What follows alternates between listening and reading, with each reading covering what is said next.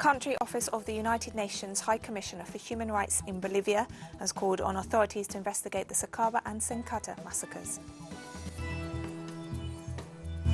Health workers in Chile announced a 48-hour strike on Thursday to demand better working conditions. In Ghana, former president and military leader Jerry Rawling died on Thursday, aged 73. From the headquarters of teleSUR English in Havana, Cuba, this is from the South, and I'm Katrina Goss.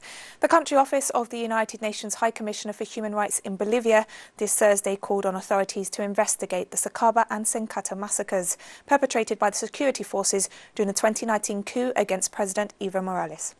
The UN mission in Bolivia urged the state to investigate the actors and events that occurred in the massacres of Senkata in El Alto and Sacaba in the department of Cochabamba in order to guarantee justice for the victims of the military repression carried out by the de facto regime headed by Jeanine Áñez. According to a report by a parliamentary committee investigating the acts, 37 people were killed in military and police operations carried out after the overthrow of Morales, of whom 27 died from bullet wounds.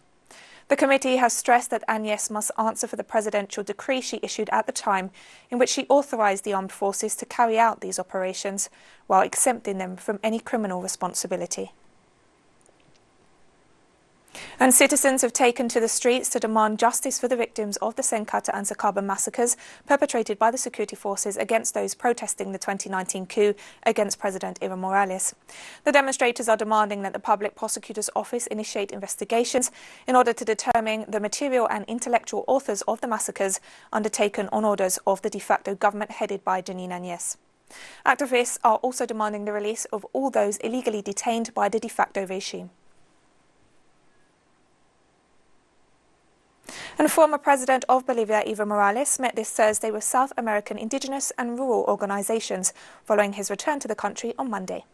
The meeting was held in the municipality of Chapare and saw the participation of representatives of the Confederation of Indigenous Nationalities of Ecuador, as well as delegates of the Argentine Workers' Central Union and of the Confederation of Agricultural Workers of Peru.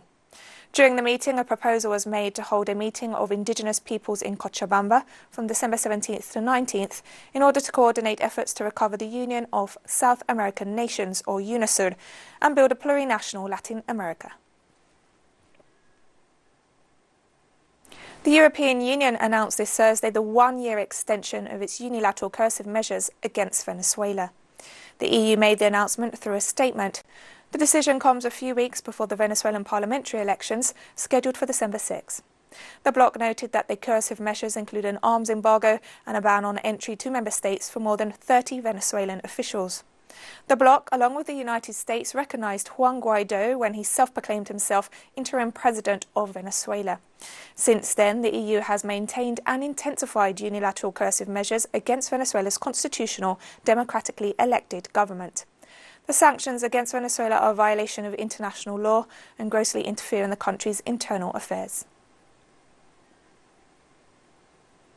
The National Emergency System of Uruguay confirmed 80 new COVID-19 cases in the past 24 hours, the highest daily increase since the beginning of the pandemic.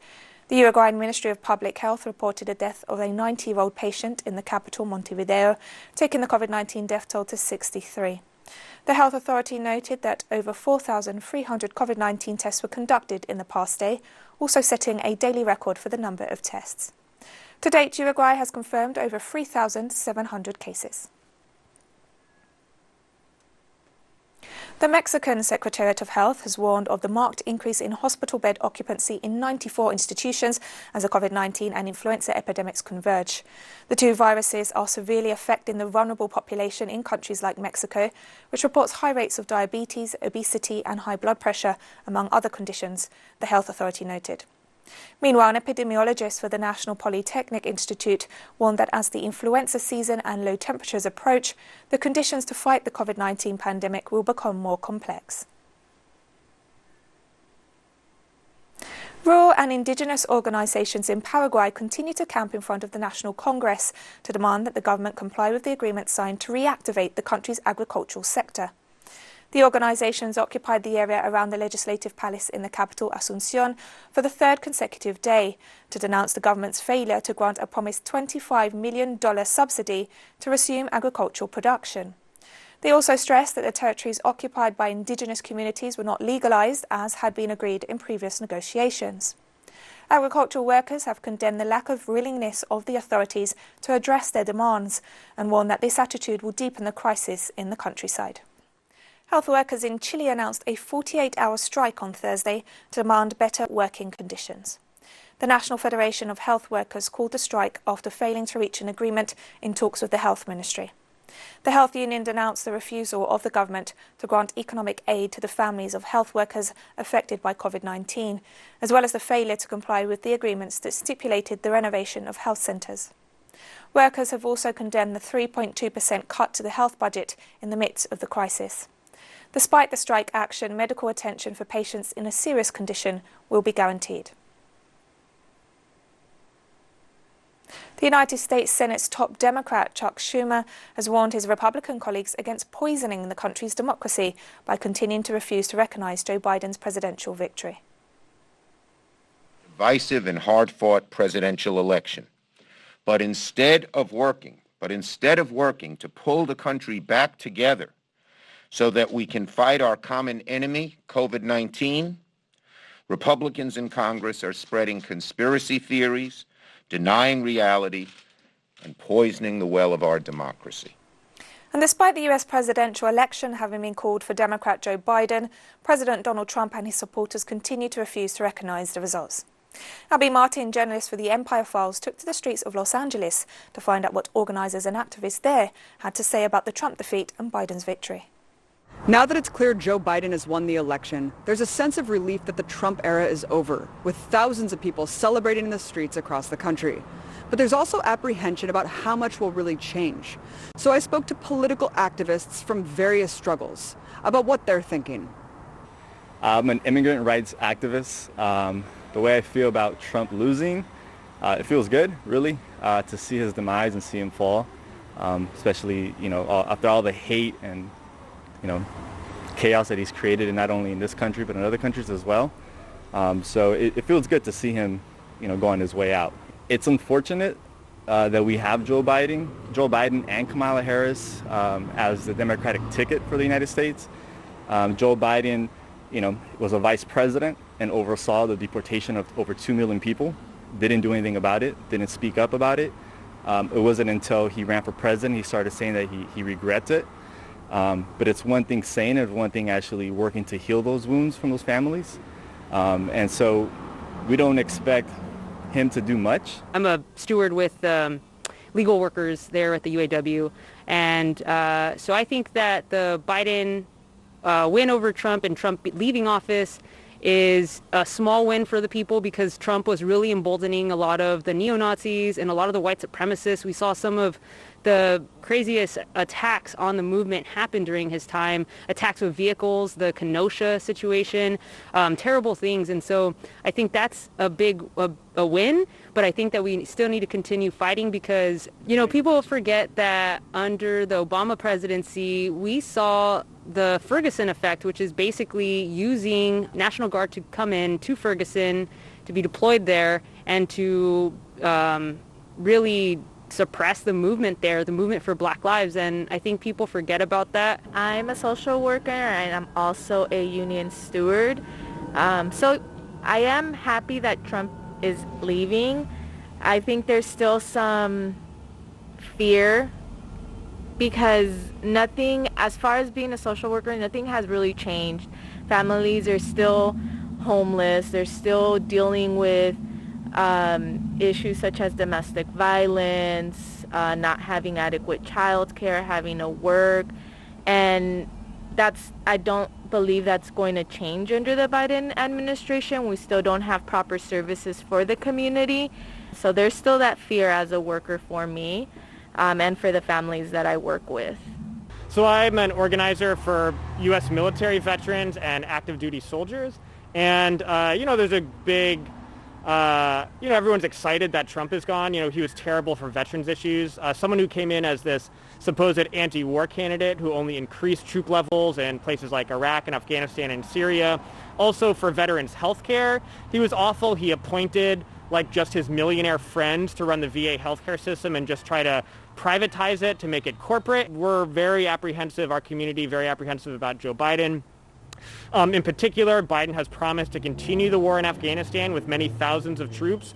And Joe Biden's talking about putting Pete Buttigieg as the head of the Secretary of the Veterans Affairs. Pete Buttigieg has no experience at all, except that he was in the military for like 8 years. He's a failed mayor of a small town. And the only reason that Biden would be putting him in such a prominent position to manage an extremely complex thing, the VA system, is as a reward for, in the primary, helping Joe Biden destroy Bernie Sanders in the primary and keep Bernie Sanders from being the nominee. So I am an organizer with an organization called Pivot to Peace. We are a pro-peace collaboration organization.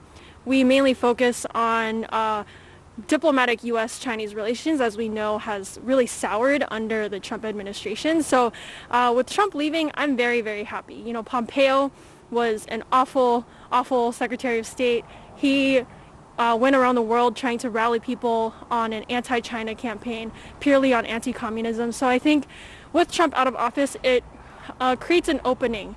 There's a part of me that is concerned because Biden did run on a who's tougher on China campaign. Like, it was very much competing with Trump on the fact that Trump is too cozy with China. I'm an anti-war activist, and I'm definitely excited that Trump's out of office, but I know that there's a huge uphill battle to be won. I've seen some New York Times articles in the last couple of days saying that Biden would keep Trump's harshest measures on China intact. And I know that he's criticized Trump from the right on a number of foreign policy issues. So I know that, the imperialism will continue no matter who's in office. I've talked to people in Latin America, and I know that a Democratic administration doesn't change much. Sanctions will still be in place. I looked through Biden's platform and saw that, he wants to tighten sanctions on Venezuela and continue Trump's regime change operation. Yeah, I'm a socialist organizer, housing rights, economic justice organizer, and I'm, of course, feeling good about the fact that Trump, an open fascist and racist, was dealt a blow like this. But, of course, he's not gone, and there's a lot more fight that's going to need to happen under Biden or whoever ends up taking power. So I have a moment of relief and, I guess, respite, but I'm still feeling very much concerned and very much like feeling the need to continue to struggle as hard as we can.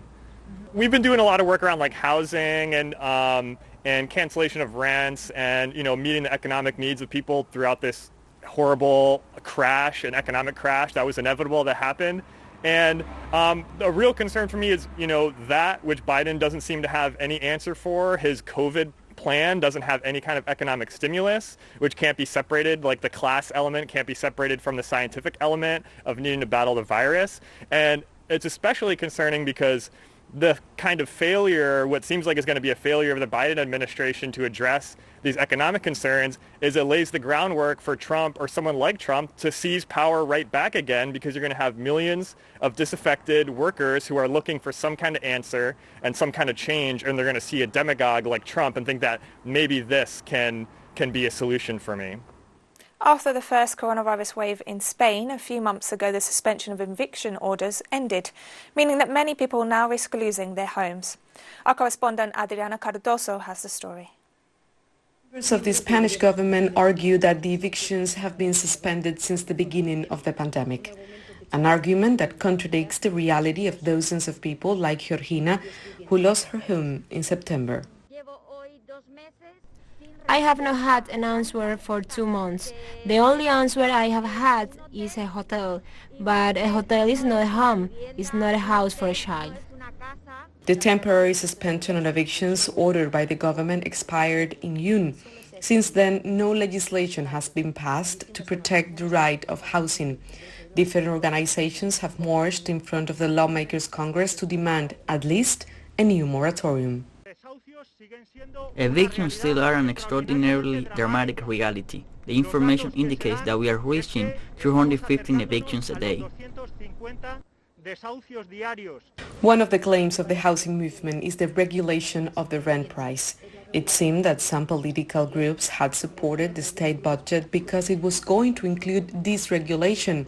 Finally, only one agreement has been approved to legislate on this issue in the upcoming months. According to We have been a little surprised because they have told us that they are going to include it in a housing act 4 months from now.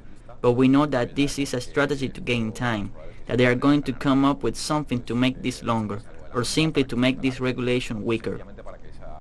To the tenants' union, half of all families living on rent spend over 50% of their income to pay for the house. That's why controlling the price of rent would drastically reduce evictions.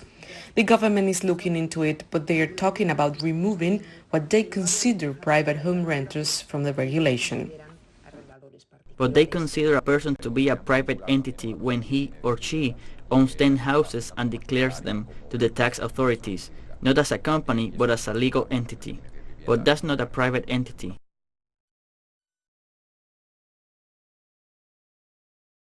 A person who owns 10 houses is a professional.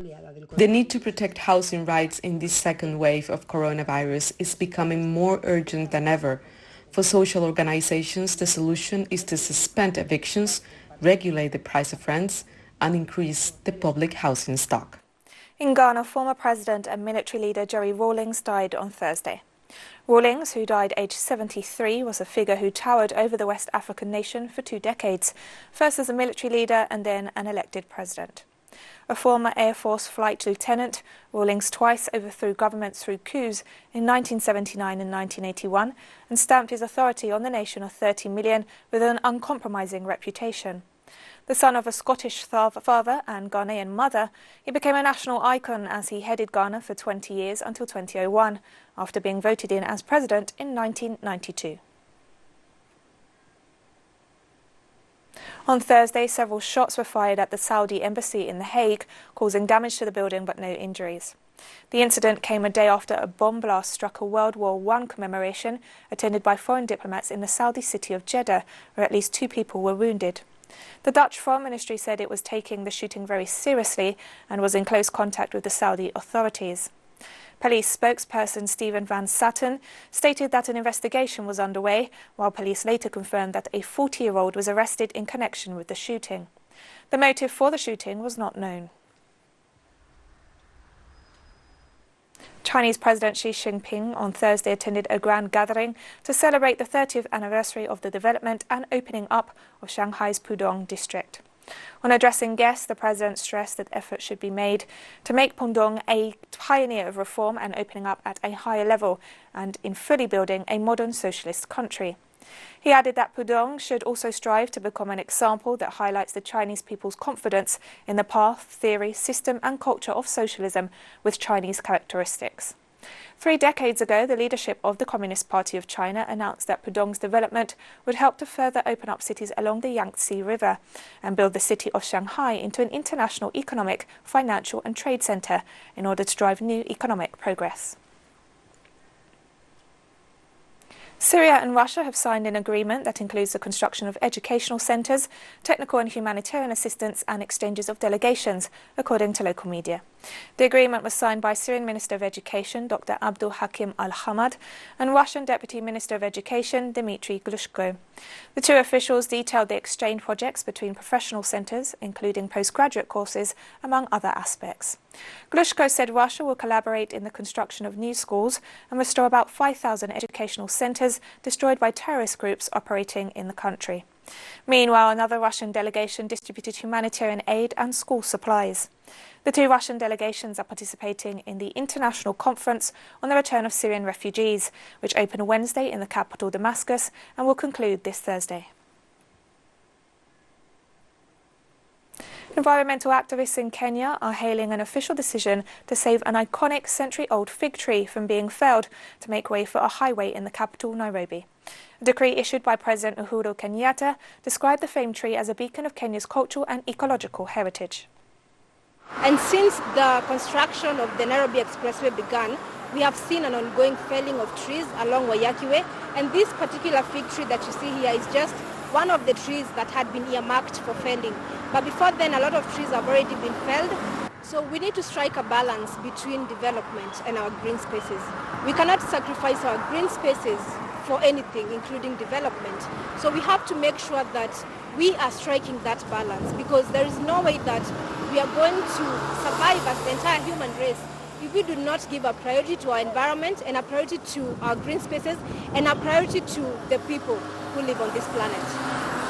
And we've come to the end of this news brief, but remember you can find these and many other stories on our website at telesurenglish.net. You can also join us on social media, Facebook, Twitter, Instagram and Telegram.